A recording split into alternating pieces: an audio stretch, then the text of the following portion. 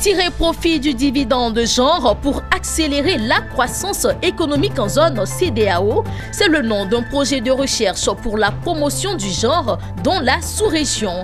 Et direction la bourse, le groupe bancaire panafricain Aura Group a lancé une offre publique de vente d'actions.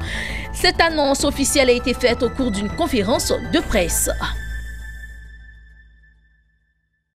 Bonsoir à tous, mesdames, messieurs, bienvenue. Si vous venez de nous prendre en marche, vous suivez le journal. À l'heure où tous prônent l'égalité des sexes au plan régional, national et international, l'épineuse question sur la promotion du genre refait surface. À cet effet, un projet de recherche a été identifié par l'INCA, l'École nationale supérieure de statistique et d'économie appliquée, pour réfléchir sur les mécanismes de lutte contre la discrimination des femmes sur le marché du travail sous-régional. Hervé Blagnon et Richard Akeke nous permettent d'en savoir davantage. Ce projet de recherche sur le dividende genre s'inscrit dans le débat de l'égalité des sexes sur le marché du travail en Afrique de l'Ouest. Il a été présenté au public le vendredi à Abidjan. Dans une perspective macroéconomique, cette recherche scientifique aboutira à des résultats devant conduire à la prise de décision publique. Voilà, alors ce projet couvre la zone CEDEAO pour l'instant. Donc c'est un groupe de chercheurs et on a mis en place toute une équipe de recherche qui est 50% d'hommes, 50% de femmes. Déjà, nous commençons déjà à notre niveau. Il y a des problématiques qui seront donc selon 4 axes qui seront présentés en détail tout à l'heure. On aura des points focaux dans les autres pays de la CEDEAO.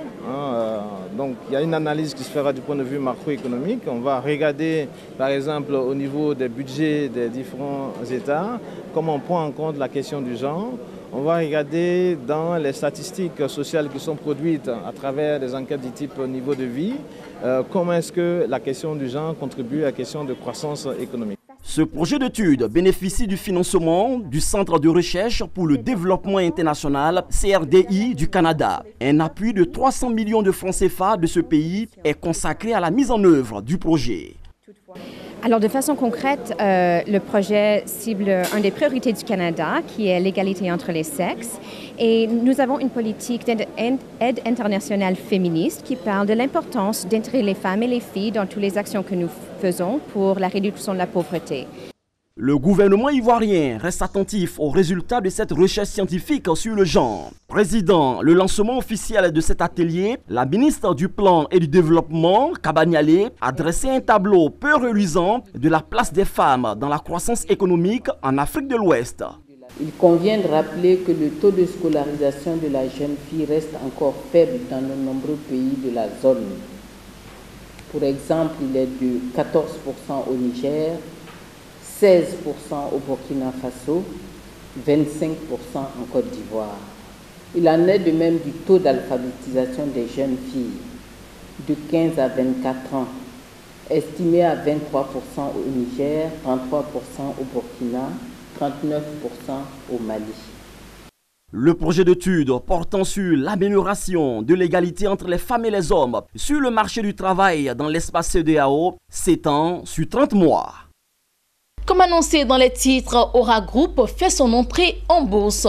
Après avoir obtenu l'agrément du Conseil régional de l'épargne publique et des marchés financiers, le groupe bancaire panafricain Aura Group lance une offre publique de vente d'actions. L'annonce a été faite récemment au cours d'une conférence de presse animée par le conseil d'administration de l'institution Corona Secongo et Maru Seri pour le compte rendu. Le groupe bancaire panafricain Aura Group lance une offre publique de vente d'actions avec un objectif de lever environ 52,92 milliards de francs CFA. L'introduction en bourse du groupe bancaire sera la plus importante opération de la bourse régionale des valeurs mobilières BRVM d'Abidjan depuis sa création en 1998. L'augmentation du capital va permettre de consolider la croissance d'Aura Group. Il faut se rappeler qu'Aura Group a connu une croissance très forte au cours de ces 10 dernières années, financée par ses actionnaires. Le groupe a multiplié la taille de son bilan par 7. Aujourd'hui, on est à plus de 3 000 milliards de francs CFA de total de bilan. Le groupe est passé d'une présence géographique dans 5 pays à une présence dans 12 pays. Ça en fait vraiment un groupe bancaire de référence en Afrique francophone. Et donc il a semblé complètement logique aux actionnaires de recourir au marché pour financer la croissance qui est devant nous. Cette offre de vente comprend l'émission de 6 097 561 nouvelles actions par augmentation de capital et la cession de 7 785 445 actions existantes sur le marché secondaire au prix de 4 100 francs CFA l'action, soit une levée sur le marché régional de 56,92 milliards de francs CFA. Cette augmentation du capital va permettre de consolider la croissance du groupe et d'accompagner son développement grâce aux opportunités de croissance en Afrique. L'entrée en bourse correspond à un moment stratégique pour lever des fonds destinés à poursuivre notre croissance encore plus forte. Il est souvent reproché aux banques de ne pas financer les PME-PMI. Nous sommes une banque audacieuse dans la mesure où nous les finançons, nous les accompagnons. Nous sommes une banque également engagée parce que la RSE, la responsabilité sociétale de l'entreprise, est très importante dans notre démarche clientèle. La souscription opérée par les sociétés de gestion et d'intermédiation se déroulera du 29 octobre au 16 novembre 2018. Aura Group est présent dans 12 pays repartis sur 14 zones monétaires. Elle envisage être dans le top 5 des banques les plus performantes dans chaque pays de présence du groupe.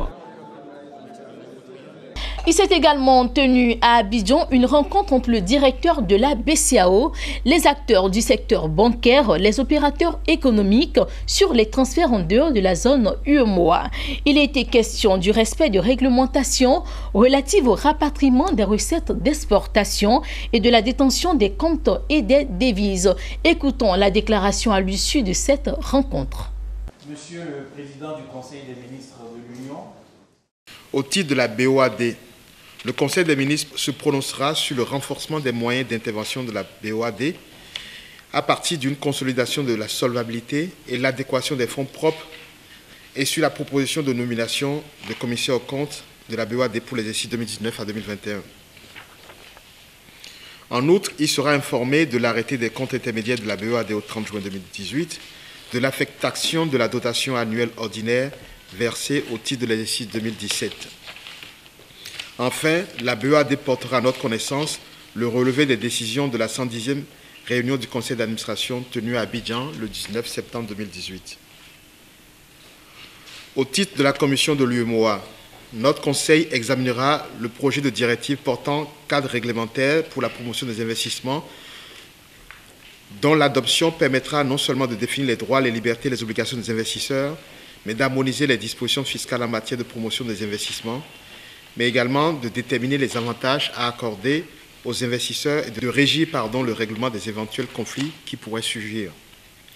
Notre conseil examinera en outre la note sur les conclusions de l'évaluation technique du volet 1 du PRODER et de l'audit technique et financier des projets confiés en maîtrise d'ouvrage déléguée à la Société africaine des biocarburants et des énergies renouvelables SABER.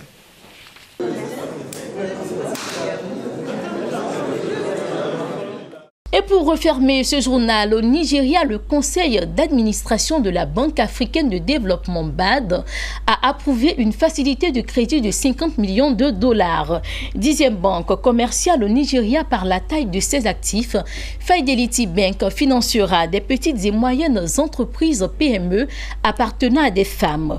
Notons que les PME représentent 30% du portefeuille de prêts de Fidelity Bank. Merci de nous avoir suivis, c'est la fin de ce journal.